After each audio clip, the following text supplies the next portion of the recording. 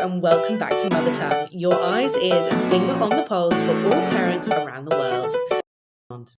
Let's get going, shall we? We are so incredibly excited to welcome Clare Bourne to Mother Tongue. Clare, how are you? Oh, I'm really well, thank you. Thanks for having me. Oh, thank you so much for being here. Honestly, I'm very excited to be having this chat today. Firstly, because I'm now nearly 25 weeks pregnant. I definitely haven't considered my pelvic floor once. So I feel like this is going to be part podcast, part bollocking. And I'm probably going to get a real reality check on upping my game with my pelvic floor. But we'll come to that before we get into all that lovely stuff. Clare, can you tell our lovely listeners a little bit about yourself? Absolutely. So, yeah, I'm a pelvic health physiotherapist, which doesn't really roll off the tongue. So, I'm a physio, like most people would imagine, did the normal physio degree. But once you graduate and you go into specialist training, I decided that I really enjoyed helping people with the nitty gritty bits of life, including their pelvic floor. So, that's why I treat women and men with really any problems to do with the bladder, the bowel, intercourse. Big part of that is pregnancy, postpartum recovery. And then my other job is being a mum to 2 young kids. Yeah, I mean, the juggle continues. I love it that we talk about the juggle so often. I find it so fascinating how different mothers tackle the juggle and manage it all. And we were talking off air how it's a constant change, and you feel like you've just readjusted to one change and then the next change comes and you're like, oh crap, here we go again. And it's never ending, but I guess that's kind of like the joy and the curse of motherhood. I don't know, totally. we'd probably find it all really boring if it was the same all the time and complain about that, right? 100%. I feel like you can't win. The way I feel of it is like, you know, when you get a bigger car, or like I remember being like a teenager and having a small car and then getting a family car. And I was like, oh my gosh, I'm never going to get this in a parking space. And it feels really massive. And then you get it in a parking space. You're like, oh my gosh, I can do it. And then you grow with it each time. And I feel like every step of my motherhood is I'm just getting a bigger car and I'm not quite sure how to get it into parking spaces, but you do. And then you're there. So yeah, I think always adapting and always juggling and dropping some balls somewhere. Yeah, exactly. And to be honest, I think at the end of the day, the reality is this is it. Like, you can't do anything. This is your reality. So figure it out any way you can, and it will be okay. And it always is. Okay. And it doesn't need perfection. And I do that in clinic as well. You know, women are like, oh my gosh, a bit like, you haven't done anything. And I'm like, that's fine. We just have to just drop the perfectionism. It doesn't matter. We'll just like weave it into the mayhem that's already going on. Like, you know, that's all that you can do. You can only work with what you've got, and that's enough. You know, that's all we can do. So true. I mean, we're going to come on to all good things pelvic floor in a moment, but I just wanted to ask, what drew you to the pelvic floor in the first place? Because, you know, it's quite a niche. I mean, I feel like it's not niche anymore in the phase of life that I'm very much in. I feel like it's like one of the most important things, but in the general sphere of the greater wider world of physiotherapy, it is niche, right? Yeah. Except massively growing as everyone's like, oh yeah, why don't we deal with this? So I actually completely fell into it by accident when I graduated, which is now a long time ago. You know, it was really hard to get a job where I'm in the UK in the NHS. And so it was just kind of like, take anything you can get. So at that point, you just got a job and then they allocated you to different teams. And at that point, pelvic health wasn't even called pelvic health. It was just called women's health because we didn't even recognize that really men had a pelvic floor or children had a pelvic floor. And then over time, it sort of evolved into being called pelvic health. But so I was put in the women's health team and all I thought was, oh no, I know nothing about this part of the body. Like, it wasn't included in my degree. Like, that's how bad it was. So I was like, well, I'm a fraud and I've got a degree in something I'm not even going to really use. Anyway, they were amazing and really mentored me. And I just realized how amazing it was to support people with these like real problems in life that no one really wants to talk about. And then that's sort of the rest is history. I did do other areas of physiotherapy, but I just kept getting drawn back to working in this field. And now I'm just like, I'm fully in and I can't get out and I'm fine about it.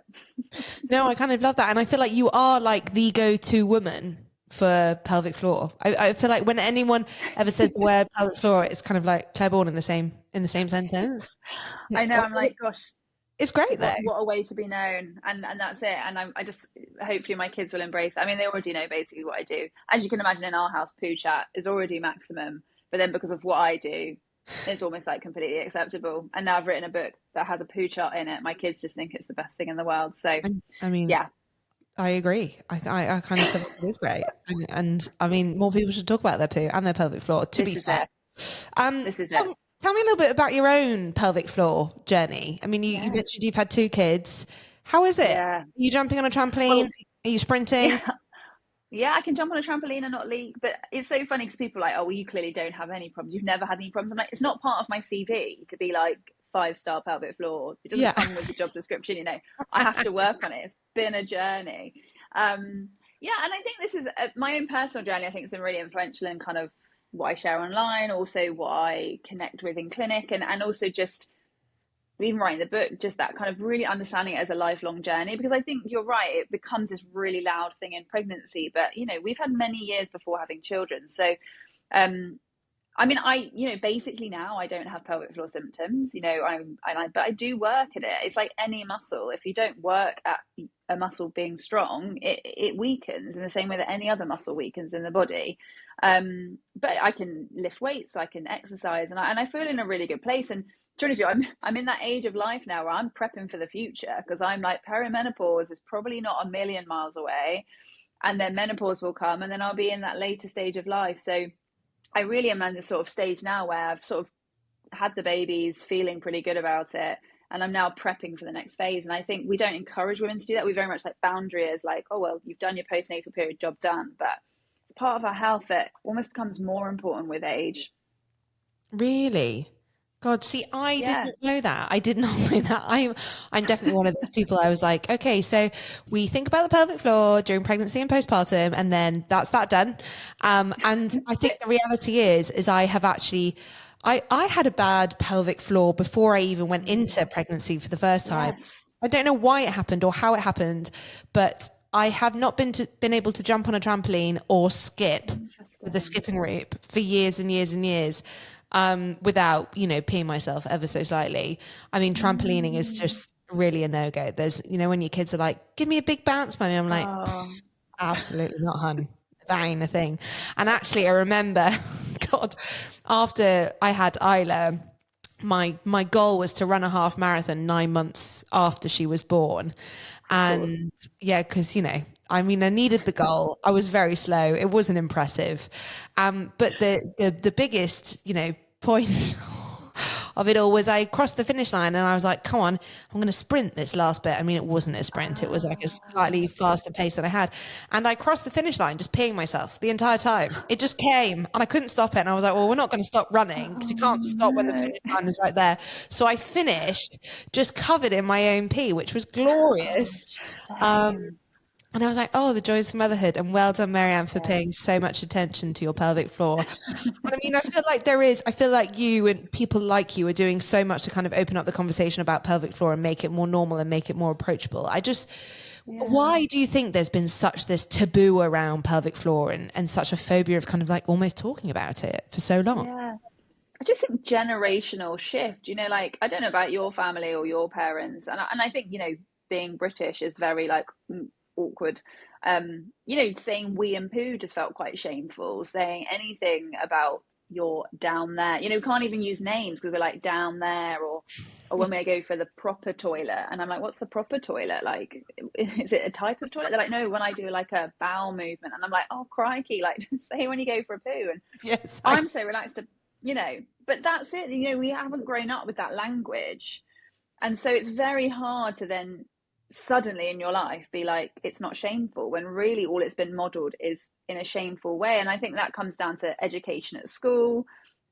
It's all got quite a negative lens, isn't it? It's like how not to get pregnant, not don't do this, or that's not for anybody. It's all very negative. And I think that language has to shift from very young, which is why I'm really passionate about getting it right from the beginning, of talking to the kids about their anatomy and us not putting onto them this shameful language, understanding really healthy boundaries of this is a private part of your body and it isn't for everybody.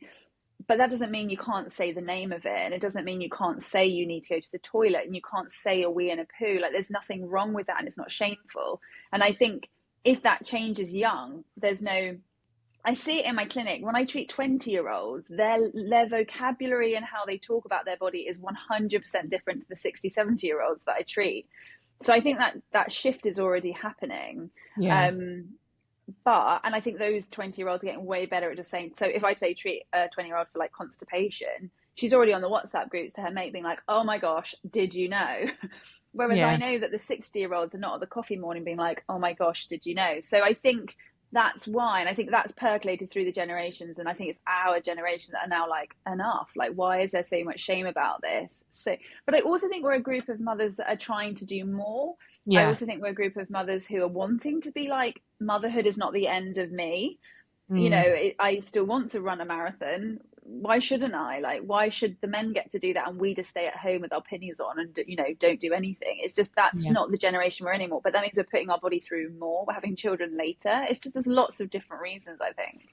Sure. No, it's so true. And I think also you're so right I think we are the generation that are more open and we speak more about Mm. our feelings and emotions and what's happening. Yes. I mean, I am pretty much an open book, but my parents are totally the opposite. They never Yeah. talk about their emotions. Genuinely, I don't sometimes think that they know how to. I think everything's just kind of like, No. oh, we don't talk about that, sweep it under the carpet. Let's leave that one for Yes. later. And I Yeah. love what you said that it's really important that we talk more to our kids about pee and poo, and everything that kind of happens down there. Because if there is ever a problem, God, I'd want to know about it. I wouldn't want to be Absolutely. the last to the party. So I Yeah. do think it's so important. I Mm. mean, pelvic floor for one. Again, I mean, I genuinely I didn't know that I had a pelvic floor or what it did or how it worked until someone said the word Kegel and are you doing your Yeah. Kegel exercises? And I Yeah. was like, Right. hey, what is this? So if we've got any first time mums out there who are literally like, pelvic floor, what now? Can you just explain Yes. to us in basic terms what a pelvic floor is and why it gets affected during pregnancy? Mm. Yeah, absolutely. It is essentially a group of muscles. Like it's like a bicep tricep muscle. That's what it's like, but it just sits at the floor of your pelvis. And I think because it's like under our vulva, we just think of it as not being like a muscle. But I think most of us can identify what a bicep and a tricep is like. And though the shape of the muscles are different, they are skeletal muscles. So that's really, they are a group of little muscles that sit and they basically are like a bowl at the bottom of the pelvis.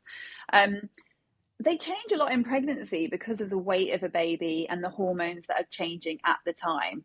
And it's obviously a prolonged stretch over a longer period of time, and the pressure above them changes as well, obviously, as something grows in our abdomen. So there's a number of reasons why we are encouraged to do things in pregnancy. They've also done research that shows that women who do regular pelvic floor exercise in pregnancy do reduce the risk of incontinence, leakage of urine at the end of pregnancy, and kind of postpartum as well. So it's kind of a research-based thing, as we know pelvic floor muscle exercises are helpful. But the problem is, you're right. Someone says do Kegels, and everyone's like, yeah, yeah, yeah, sure.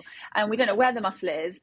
It's like saying someone do a bicep curl, and they might as well just curl their leg if they don't know where the bicep is. Do you know what I mean? It's like such an abstract thing. So you really have to understand where the muscles are, how to connect with them, for it to be of any benefit. Otherwise, you might as well just flex your knee and hope for the best. Do you know what I mean? It's like, it's really, we don't do the education part, and yet we just assume that everyone should know. Yeah. Yeah. It's so true. And I mean, look, if we go through a pregnancy and we don't do anything to help our pelvic floor, is that Mm. kind of us doomed to peeing ourselves for the rest of life? Or is it something that you're kind of, do some people have a stronger pelvic floor than other people, for example? Or I mean, I've heard people who have had almost a pelvic floor that's too tight. Yeah, And then it kind of affects them in other ways, whereas other people have yeah, like really loose pelvic floors. I mean, yeah. what are the symptoms of having a pelvic floor that's too tight versus one that's maybe too loose? Yeah, so I think that's a really important question, because I agree. I think it's too one dimensional, where we're like, well, you must be weak, you must just squeeze, and that'll be fine. And really, the question about being too tight, well, I always like women to know, it's not like your muscle is literally shortened and can't lengthen. It's actually a problem with what we call tone. So it's almost like your pelvic floor is too switched on all the time. A bit like if you grind your teeth or you have really tense shoulders.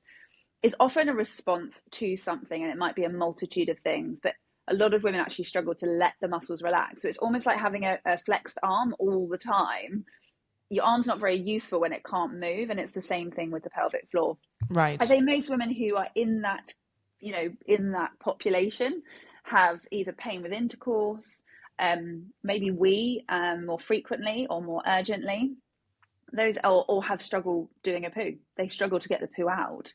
As I think you're right. There's too much of the like, oh well, you're just being incontinent. You have no control of your bladder bowel, but actually it can go completely the other way, and you're going like too much, or you can't get a poo out. Equally as stressful, but equally as much to do with your pelvic floor function. And that's why Kegels are not everything. And actually, if my job was just Kegels, I probably didn't need to go to university. Do you know what I mean? Because I could just print off a leaflet from Google. But it's just more complex than that, like how muscles work, how the brain and the body are connected, why our muscles behave in a certain way. And the pelvic health journey for me is understanding that and then really putting long-term changes, which is why I don't really like how we approach it as a general whole world of just being like, here's a leaflet, crack on, because we just wouldn't do that about lots of other parts of our body. No, so true. I mean, you mentioned there how having a tight pelvic floor can make you constipated. Yeah. Again, I feel like there is a real lack of understanding that the pelvic floor is connected to your bowel and then Yeah. also your perineum. So where do they all sit, and Yeah. how do they all kind of play into one another?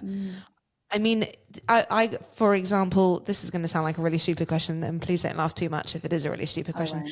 But I had dreadful piles during my Mm. pregnancy, like dreadful. They were awful, and they got worse post-birth, which I kind of understand that part because of the pushing. But Yes. can a tight pelvic floor or a loose pelvic floor or pelvic floor issues cause things like piles, or is that just you get piles because you have piles, Sultan? No, there can definitely be a connection. And I work in a specialist bowel team where we support people with hemorrhoids. Like it again, it's again like no one's talking about this. And everyone who comes into my clinic thinks like they're the only person talking about this. I'm like, I talk about poo all day. Like, trust me, you are not the only person. Essentially, in order to do so, I mean, so the pelvic floor complex, as I say, there's lots of muscles. There's one called puborectalis. I mean, it's just these ridiculously long names in the body that sort of wraps around your bowel and it keeps it kinked, which is really clever. So we don't just poo ourselves as we're walking down the road. Very helpful. However, if it doesn't know how to relax, you're then like pooing around a right angle rather than pooing down a slide. And that's also not easy. So we need both. We need it to be able to be like good tone, but we don't want it to be too tight. And the problem is, if we don't know how to poo correctly and we're straining a lot, that increases pressure. And that's what aggravates. So hemorrhoids are just these normal little cushions in the anus. They're not abnormal. But when they get strained on, pushed on, or a baby sitting down on the pressure, we don't have enough fiber, all these sort of things, they can get irritated, they get swollen, and that's what the piles and irritation is. So yes, looking at our pelvic health as a whole, making sure the pelvic floor functions correctly, we've got enough fluid, we've got enough fiber, we're relaxing on the toilet enough, we're giving ourselves enough time, we're not doing funny behaviors around open our bowels, which trust me, most of the population seems to have. Or women of like, oh, I don't want anyone to know I'm doing a poo, so I'll really rush it, or I just won't go, or you've got your 3 children in the toilet with you, so who can relax to do a poo? You know, there's lots of things as to why we have problems with this. But yes, pelvic floor, pelvic health, foundational when it comes to hemorrhoids. And birth, yes, a lot of pressure. But if you've gone through pregnancy straining and constipated, it's only going to get worse with a baby being hoofed down as well. Yeah, they weren't happy. Let's just say that. It's like You're not one of alone. the. You're not alone. It was. I had a C-section with my first, and then had my second naturally, Ah, and it was the downside of natural birth. I was like, I thought I'd come out of it yeah. totally unscathed, and then here I was with my like 4th-degree piles, and Ah, I remember the moment the doctor was examining them and just thinking, this is just the lowest point. He low. was like, lie sideways and just open up your Yeah. bum cheeks. And I was like, please don't make me do this. I'm like 4 days postpartum. I mean, I Oh already feel gosh. horrendous. Like, let's not get up close and personal in that part of my body, but sure. Yeah. Sure. And then, And here you are again. yeah, and here I am. It's amazing how your mind tricks you into thinking, Uh-huh. make more babies. It was perfect last time, and I'm like, and then it all comes flooding back, and you're like, flip, what am I doing? But no, it's going to be great. I'm actually in the excited phase now. The first part, I Good. wasn't that excited, but now I'm, Yeah. real positive. It's all good. It's all Positive good. vibes. We're going to come on to like how we can help our pelvic floors, obviously, but I wanted to touch upon pelvic girdle pain because this is another thing that is, I swear, people say to me all the time, "Have you got any pelvic girdle pain yet?" And I'm like, I don't think so, but genuinely, I Yeah. don't think I know what it is. Like, if we're Yeah. feeling pelvic girdle pain, where is it? I mean, is it in our backs? Is it in our groins? I just don't know because I have some pains in my back. Sciatica, maybe. Again, I Yeah. swear I just make up words for these things that are changing in my body. But yeah, Lots of what, people do. yeah, what is pelvic girdle pain, and Yeah. how is it caused, and how can we cure it? Great. Yeah, I mean, it's an umbrella term given to really any pain in the pelvic area. So, pubic bone being that bone that's really low down at the front of you, which if anyone kicks you in, you really know about it. Or the sacroiliac joints, which is where your spine and your pelvis meet. So, often if you reach down into your lower back, you can feel the sort of bony bits of your pelvis. And if it's sort of down there, that's also can classify as pelvic girdle pain. The problem is, pelvic girdle pain can also refer into your bum, into your legs. So, it can be very hard to define what is a hip pain, what is a pelvic girdle pain, and that's where really you can only differentiate through thorough assessment. And I think you're right. Some people say sciatica, but true sciatica is irritation of the sciatic nerve, which is the nerve that runs down from your back, down through your bottom and down your leg. So often you'll have like a fiery burning sensation or numbness down your leg with sciatica. You can have them together, you can have one, you can have the other, you can have, lots of different options. But basically pelvic girdle pain and our narrative around it again has hugely shifted in the last few years. So it used to be all blamed on hormones, like, oh well, you've got all that relaxin, your pelvis is just super unstable and that's why you've got pain. But if that was true, then every woman with, if that was the only factor, for example, then every woman would have pelvic girdle pain because we all have relaxin increases. We know that does change. So exactly why someone might have it over the other is generally like dependent on multiple factors, say previous back injury, previous hip injury, things like that. Generally, when I treat women, there's some kind of muscular imbalance around the pelvis, which is then creating changes in movement patterns, which is then loading joints in a different way, which is then creating some pain. We think that probably hormones are relevant in some way, but maybe more estrogen, which is like a sensitizer. So it can make our joints more sensitive and our experience of pain higher. Women who've gone through other traumatic experiences, like there's just immune responses, like there's so many different things that's evolving. How we treat it is not to give someone a belt and say hope for the best. Unfortunately, that's still common practice, but that's not actually evidence-based. The evidence for that is incredibly low as to how effective that is. Really, treatment should again be tailored to the individual based on what we find on assessment. And I know it's successful at being treated because I've seen it in clinic. I know that when we treat the things that we find, we empower a woman to move. Because what often then happens is you say to someone your pelvis is unstable, they're then terrified to move because they're thinking, flip, my pelvis is unstable. We then change our movement. Fair enough, right? You change your movement patterns more.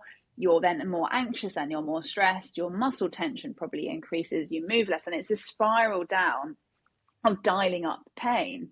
So actually what's most effective is when we say, like, there are these things going on around the pelvis. These are ways that we can adapt.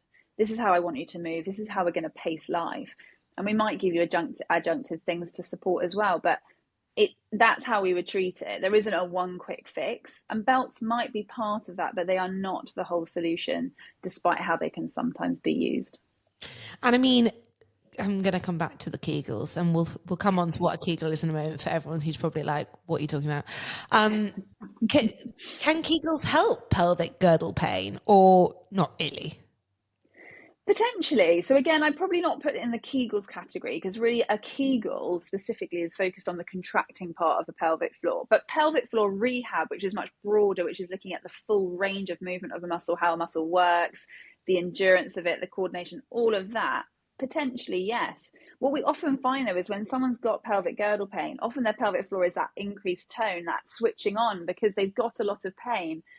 like any area of pain, what often happens is the body tries to protect it. So your muscles will go into this sort of guarding protective mode.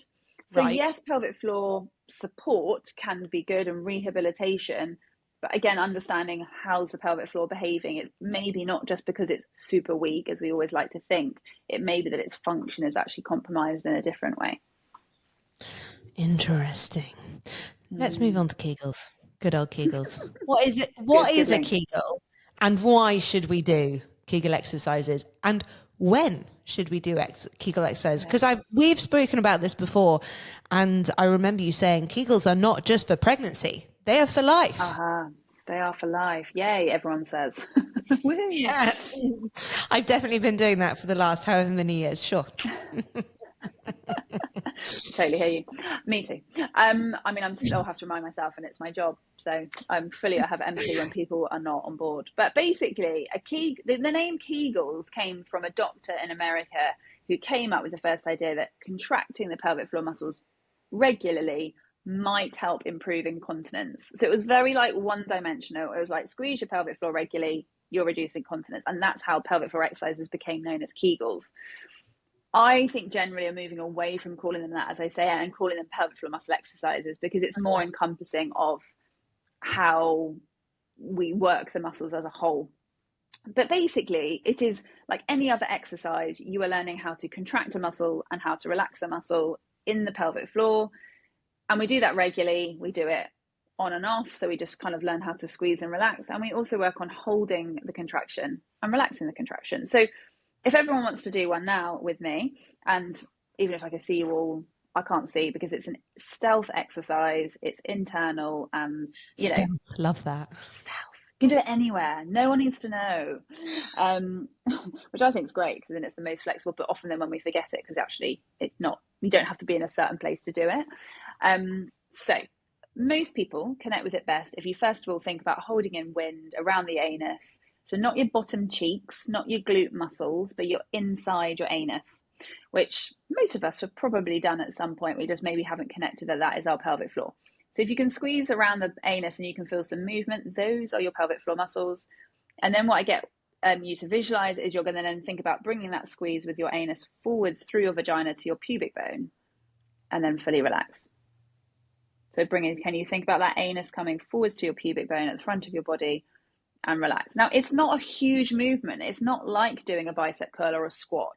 It's a very subtle thing, but it's better to do it correct rather than a massive thing where you're using your bum and your tummy as well. And I mean, I remember, so I did this for my first pregnancy. I was really terrible during my second, and I mean, so far in the third. I'm not looking to be like the shining star in the group, sadly. But I remember I had the Squeezy app, and I downloaded Ah, it, and I would use the Squeezy app as, frequently during the day. And I would have to do short, like bursts, like short squeezes, and then it would be like a yeah, long squeeze hold. And this is where I really struggled. I would really struggle with the yeah. hold. Do we need to kind of use all the muscles and do the kind of short, quick squeezes plus like the pulses, as it were, and then the long holds, or is one better than the other? Yeah, so they're both really important because they work on different muscle fibers. So all of our muscles in the body have short twitch fibers and fast twitch fibers and slow twitch fibers. Fast twitch fibers are the sprint fibers. So if you think about like Usain Bolt, he's got a lot more fast twitch than me, funnily enough. So whereas like Mo Farah, our marathon runners, they've got a lot more slow twitch fibers, and that's why they can do more endurance sport. Now we all have those fibers, and some of us might have a bit more than others, or have a bit more genetic predisposition than others. But essentially, we need to work both of those. So those shorter ones where you're just going on and off. Now, I don't call them like too quick because again, I think we're so like on, and the relaxation is so important. So I call them just like short. They're not fast. They're just on and they're off like a light switch.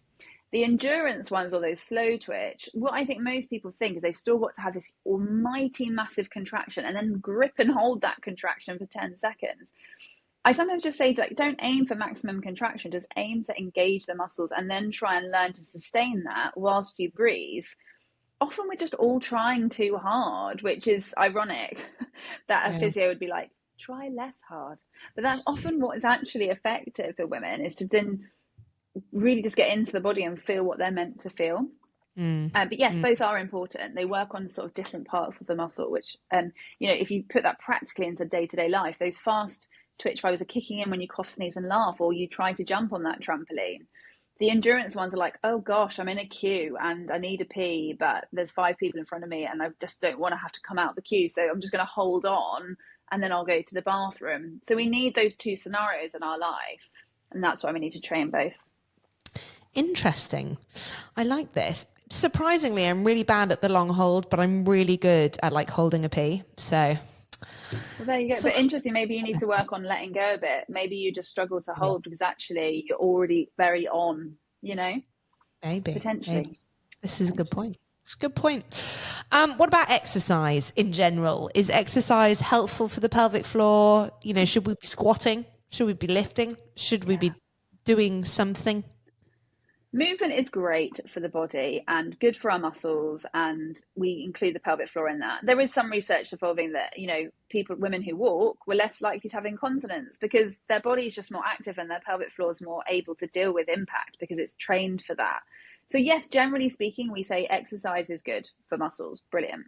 However, if you're going through times of life, pregnancy, postpartum, menopause, times of constipation, and your pelvic floor is compromised, or for various reasons through life, your pelvic floor function is not optimal, you may struggle with certain exercises where when there's pressure increases, like running, the half marathon, jumping, lifting heavy weights, trampolining, it may be that your pelvic floor just cannot deal with those pressure changes well enough. And that's why you leak. So the leakage is just a symptom to tell us your pelvic floor is not able to manage the pressure from above. It's very simple maths. The pressure from above is higher than the pressure of the sphincters around the urethra, and therefore you leak. Therefore, it makes sense if we strengthen the muscles and the sphincters around the urethra, hopefully, the pressure of that increases in pressure aren't such a big deal. Now, it's more complex in the sense of if you have vaginal deliveries or pregnancies that have put a lot more pressure on those tissues and they are compromised to a point where you can do all the muscle exercises in the world and it's not enough because it's not always just a muscular issue, then we might need to have other adjunctive things. But really speaking, most women can make improvements and exercise more without symptoms. It's just we haven't done it enough, or we've not done pelvic floor exercises in functional positions like standing. Like, I don't know if you ever do pelvic floor exercises in standing. No, no, no. I actually wouldn't. I would probably mostly do them sitting down when I'm like Yeah. driving or watching TV or something Yes. like that. I wouldn't even think of that. And I mean, are there No. any other pelvic floor exercises that we should be doing kind of daily, not just during pregnancy and postpartum, but just, in life? In life. Really, there's nothing more exciting. Like, the reality is the muscles just have to be engaged in the way that we have discussed. And I think progressing into positions where we're leaking. Most women don't leak lying and sitting down. They leak when they're upright and they leak when they're running. And what I often say is, you'd never treat a knee injury by just doing exercises lying and sitting. If your goal was to run again, we would get you Yeah. as soon as we could. We might start in those positions, but then we would get you up to doing squats and lunges and jumps and stuff like that to get you ready for running. And yet somehow the narrative around pelvic floor is like, well, just do a few squeezes and sitting and lying, and then your pelvic floor will be ready. But how is that possible when actually this pelvic floor has been through way more than most of our other muscles go through in their life? Yeah. They've been stretched significantly in a vaginal birth. They may have experienced a tear during a vaginal birth. They've had a pregnancy. It's phenomenal that they do anything postpartum, to be honest with you. And we just often don't rehab them enough or in the right way because we're not educated. But standing, if you can do pelvic floor exercises and standing, you're well on the way. And just that, if you can do those through your life, Okay. probably the best thing you can do. Okay, I love this. I love this. And I mean, in terms of, we're going to come up to birth and then we're going to talk about during birth, post birth. If we're preparing for birth, is there anything apart from what we've already mentioned? Is there anything else that we can do to kind of prepare our pelvic floor and our bodies for this big life-changing event? Life-changing moment. Absolutely. So my big things for birth are learning how to squeeze, but also how to relax your pelvic floor. Diaphragmatic breathing can be really helpful for that, really learning how to do diaphragmatic breathing. And then also doing perineal massage. So this is a technique that can be used from 34 weeks, where you basically, I think the whole term of massage is so misleading. Like, there's nothing enjoyable about this massage. This is not like whale music, lavender, essential oils massage. This is You're literally trying to stretch the vaginal opening so that when the baby does, it doesn't happen so quickly. That's the blunt honesty about it. However, Oh, it lovely. really, yeah, I know. But once you get your head around it, which I appreciate it's not easy, in reality, it's really effective. And actually, through my work that I'm doing at the minute, I'm getting more and more women coming through pregnancy. I think, again, this generational shift of women being like, enough, I want to know what's going to happen to my body and I want to prepare. Yeah. And they're having amazing experiences because we've optimized their pelvic floor function. They know how to connect with it, they know how to relax it, and they've done the work, they've done the perineal massage. And it's totally fine to find it icky. It's totally fine to be like, I do not want to do that. Personally, I also didn't really want to do it, but I knew the research was really effective and I knew I wanted to reduce the risk of my pelvic floor getting torn. And I thought, well, I'm just going to have to go for it. And it is like, and I had really good, well, I didn't have muscle tears basically, which Well, what is is it? great. What it's What do how you do we do? do? Yeah, what do we do? Give Yeah. me the graphics. So really practically, you need to use a natural oil and you put it on your vulva and on your thumb. Then in sitting or standing, depending on where you're comfortable, you put your thumb literally just inside your vagina, okay? And then you push down towards your anus, but you're inside the vagina and you're basically trying to sweep and stretch those muscles that are just between your vagina and your anus, basically. That is muscle. Probably not thought about it as muscle. And then you can basically hold and stretch in each direction. If you visualize your pubic bone at the front being 12 o'clock and your anus being 6 o'clock, and your either leg being like 3 and 9 o'clock, you basically are stretching in each direction between 3 and 9 o'clock and just stretching into those tissues. It's not complicated, but it just feels very like you can't see this part of your body. You've got a bump in the way. I Yeah, totally get it's not easy. But there's good videos. If anyone wants one, we could link one in. There's lots of sure. information. Like I've got visuals, not Send it. doing it on a Send it person over. just to Send it reassure. over. I love it. I also wanted to ask because I can't remember what it's called, but I've heard there's like a balloon that you can use that does this Ah, job. Is there such a thing? I can't remember what it was called. Someone said that they used. Ethino. Yeah, maybe. And you put it in, you like There's pump it up, and it two. kind of Yeah, stretches that area, preparing it. yeah. So there's two main ones on the market. There's the Epino and there's the Annie Ball. The Epino is the original, and personally, clinically, is the one I prefer, just on how it works. Okay. Um, but yeah, so it actually comes from a traditional African practice where they used to, I don't know if they still do this, but they would get like a dried fruit and gradually stretch it into the vagina to make it stretch gradually to reduce the risk of tearing. Wow. Amazing. Which obviously really important in Africa where maybe like hospital practice not so widely there. A lot more probably women are birthing at home and they Yeah. haven't got the medical equipment to repair extensive tearing in a lot of rural places. So really clever idea. The West came along, we're like, let's make this out of rubber that's washable. Brilliant.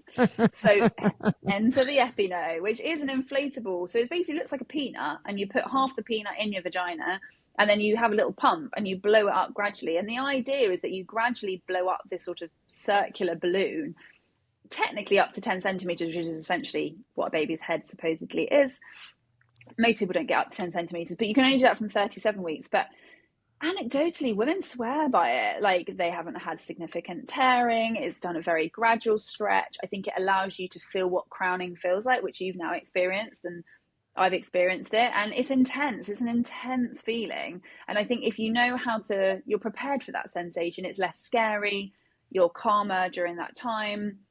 If we're calmer during that time and we listen to the midwife, probably less likely to tear. So it's a helpful device. We have limited research on it. So I can't be like, absolutely, it's 100% effective for everybody.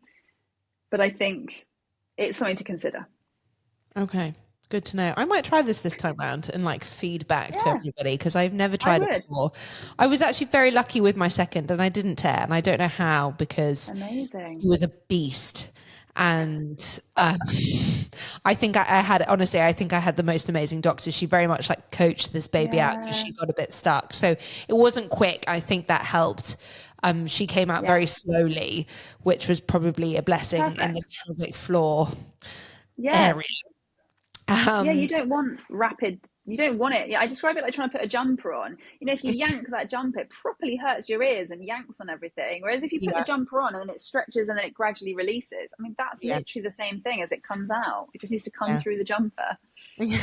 Nice and slow, please, baby. Nice and Nice slow. and slow.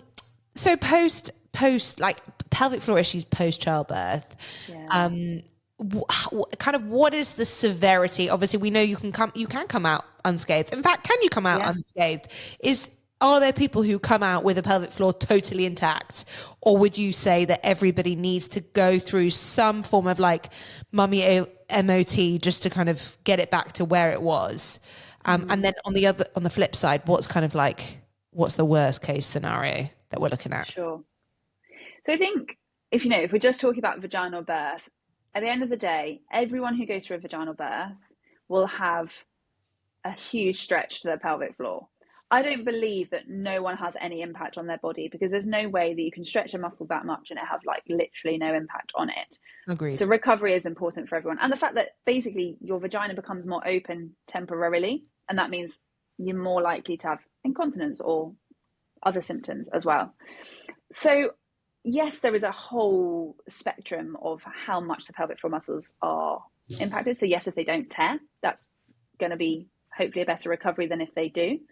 But no, I think we all benefit from understanding our body better and actually sometimes it's the women who have been told, oh, everything was uncomplicated. They then think, oh, great. They go back to things very, very quickly. And actually they haven't acknowledged that despite nothing being severe, there's still significant stretch. So what I always say to women in clinic is like, part of your pelvic floor stretches like 2.5 times its length. That's what's been shown, which is phenomenal that it's able to do that. But that's pretty huge. If you did that to your hamstring, you probably don't want to go for a run quite yet. Probably needs a bit of time and a bit of rehab. So I don't think anyone comes like completely unscathed, but I think there's a huge scale of variability in that.